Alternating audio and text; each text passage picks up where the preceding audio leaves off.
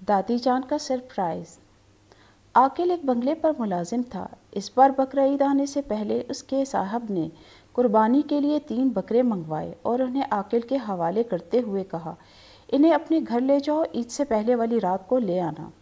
عاقل اپنے صاحب کے 3 بکرے گھر لے کر آیا کہ 2-3 مزید صاحب حیثیت لوگوں نے اس کی خدمات حاصل کر لیں اور اپنے جانور عید تک کے لیے عاقل کے پاس بھجوا دیے۔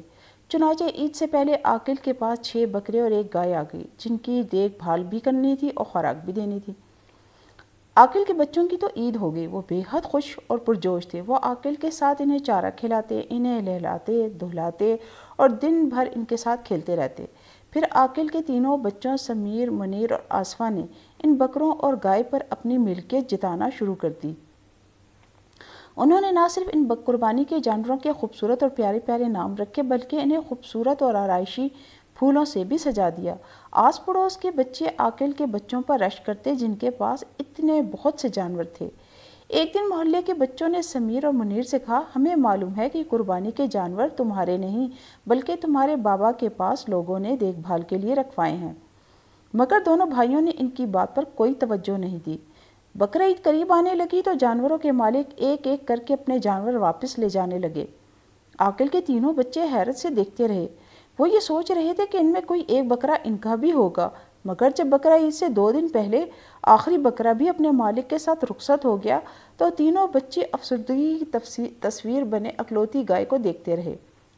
تینوں بچوں نے اداسی سے اپنے گھر کے پچھواڑے کو ویران ہوتے دیکھا اور پھر گائے کی خدمت نہ کرنے کا عہد کر کے چارہ ایک طرف رکھ کر اندر چلے گئے جہاں ان کی ماں کھانے پر ان کا انتظار کر رہی تھی۔ مگر جب انہوں نے کھانے میں دلچسپی نہ لی تو ان کی دادی عاقل کی بوڑھی ماں نے ان سے کہا، بچوں، تمام بکرے دوسروں کی امانت تھے اور وہ اپنی امانت واپس لے گئے، اس لیے ان کے جانے کا غم نہ کرو۔ بچے یہ سن کر اداسی سے بولے، دادی جان، کل گائے بھی چلی جائے گی، ہم تو اس لیے اداس ہیں کہ سب لوگ قربانی کریں گے اور ہم صرف ان قربانی کے جانوروں کی دیکھ بھال ہی کرتے رہیں گے، کاش ان میں ایک بکرا ہمارا بھی ہوتا۔ یہ سن کر عاقل کی بیوی بھی اداس ہو گئی، لیکن بچوں کی دادی اور اس کی ساس نے کہا، قربانی کے لیے بکرا ضروری نہیں، گائے میں حصہ بھی ڈالا جا سکتا ہے۔ یہ سن کر آصفہ بولی، اب معلوم ہوا گائے بھی محلے والوں کی ہے۔ دادی نے کہا، اس گائے میں ایک حصہ ہمارا بھی ہے۔